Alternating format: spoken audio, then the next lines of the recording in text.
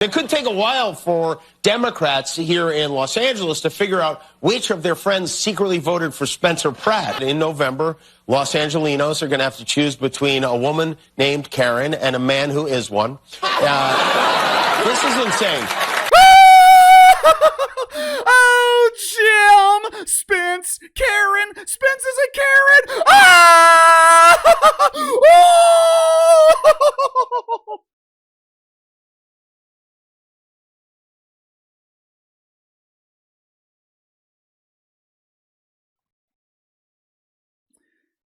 There is a celebration right now throughout the mainstream media. Not only are we a full week into the most wonderful time of the year, which is woke Christmas, the time of year when the streets are filled with gay pride parades, the colors of the rainbow are magnified, grocery stores, they are having a hard time keeping up with the demand for fresh wiener, while doctors at Woke Memorial Hospital, they have an abundance of freshly removed wiener. As it turns out, the media was given a special gift during this holiday season. It seems that Mr. and Mr. Claus have come early this year for Jim Kimmel. Headline at Late Nighter. First post-Colbert rating snapshot gives Kimmel a commanding lead. We are so back! For the first time ever, Jim Kimmel is the undisputed king of late-night television. Woohoo! Yes, yes, yes!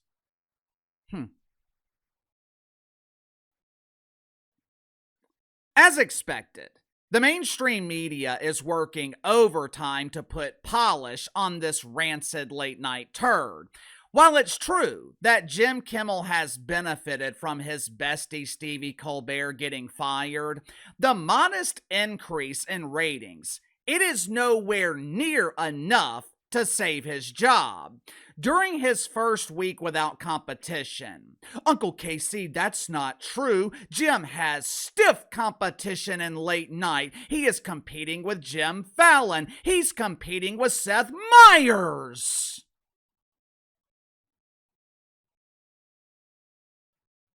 Who?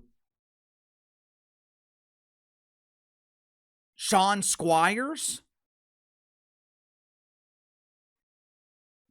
That dork still has a job? If so, please notify his loving parents. My inside sources have been telling me that Mr. and Mrs. Squires, they have been looking for their long-lost son. Apparently, they didn't know that he was hosting a late-night dump on NBC, and judging by his ratings, neither did anyone else. During his first week without his bestie Stevie, Jim Kimmel averaged 2.2 million viewers with 295,000 in the 18 to 49 demo. Compared to the same week last year, Jim is up 53% in total viewers, and his demo ratings have increased by 178%. Wowzer! This is amazing!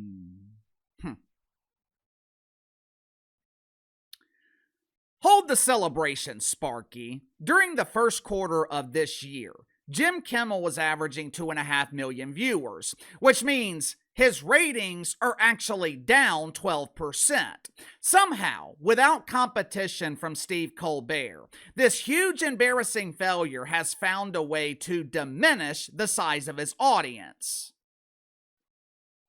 When Stevie was on CBS, he was averaging around 2.5 million viewers. Where did they go? How come those people aren't sedating themselves by watching Jim Kimmel? Of course, the mainstream media, they're not asking those questions. Instead, the media is doing what they do best. They are celebrating Jim Kimmel while also celebrating the so-called failure over at CBS, hoping to divert our attention away from the real story. Headline at the Daily Beast. CBS gets harsh reality check and first night without Colbert. The media is trying to divert our attention away from Jim Kimmel's failure, hoping we will focus on the so-called failure at CBS. For those that don't know, CBS replaced Stephen Colbert's late night dump with a show called Comics Unleashed. The show is hosted by Byron Allen. Uncle KC, who in the hell is Byron Allen?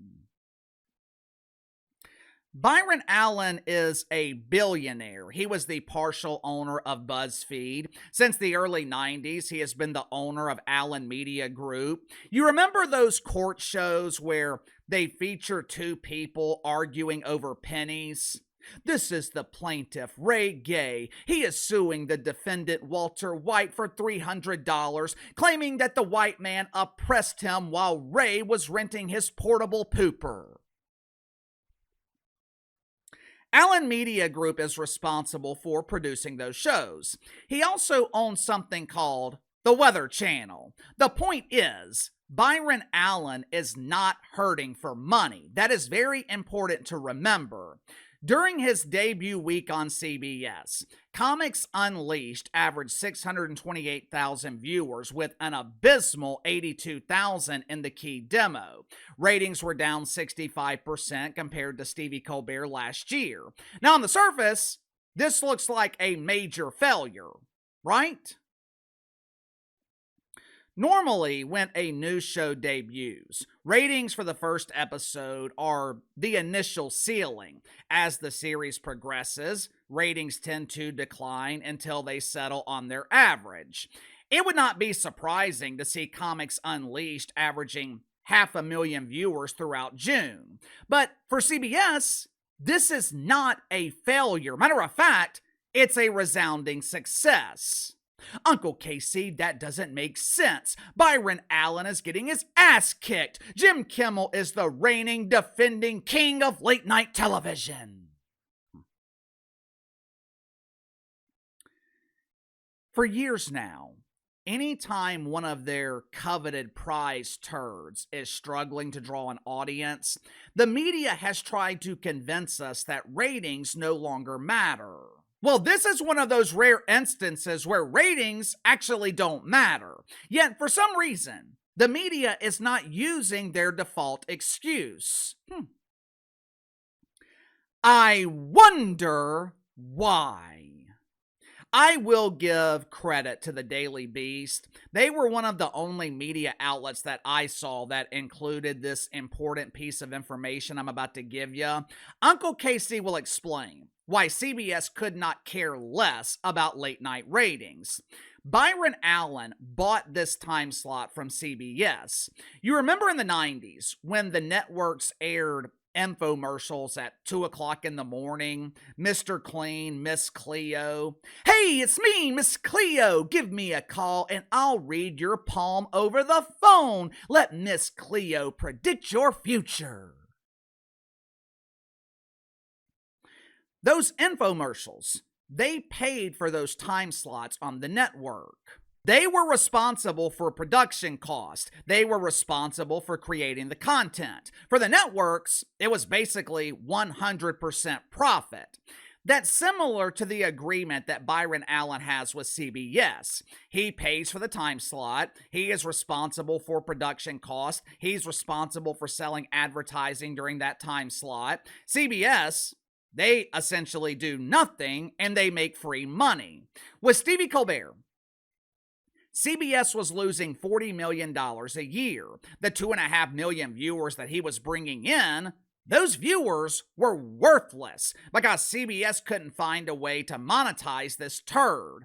With Byron Allen, he could average 5 million viewers, 500,000. Hell, CBS doesn't care if the Allen family are the only ones watching.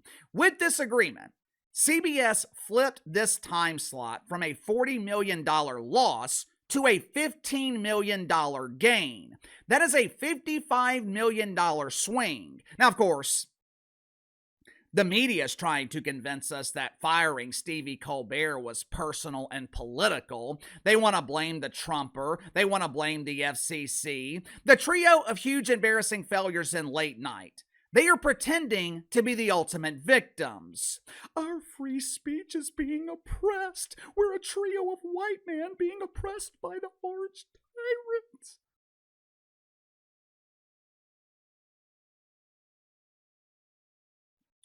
The trio of failures in late night, they are looking to blame anyone but themselves. Now, to be fair, politics did play a role in Stevie Colbert getting fired, but it was his own fault. His embrace of the woke wiener, his inability to control his symptoms of stage 4 OMB, Orange Man bad! It led to millions of people telling Stevie Colbert to get off my TV. He alienated over half the country. Like I have been telling you guys since last summer, this was not a ratings decision. This was not a political decision. It was a business decision. Before the Ellisons bought CBS, Viacom didn't care that Stevie was losing money. As long as he was preaching the good word and spreading the woke faith, Stevie could continue losing more money than the WNBA dump. Once the Ellisons took over, decisions were no longer based in ideology. Firing Stevie Colbert was a financial decision. 8 years ago, late night television was generating $439 million in ad revenue. When Jay Leno was hosting The Tonight Show, he was generating over $300 million in revenue by himself. Today, these late night dumps, they are generating $220 million combined. Ad revenue has declined by 50%. The business model is not sustainable. If I remember correctly, Stephen Colbert had one, maybe even close to 200 people on his staff. His late night dump was like the federal government. You had all these people being paid exorbitant salaries to not do shit. If I had to guess, the doofus responsible for stocking Preparation H was being paid $100,000 a year. The question going forward is how long can the two gyms survive? CBS has already set the precedent. They abandoned the business of late night television. Late night is no longer on life support, it's going bankrupt.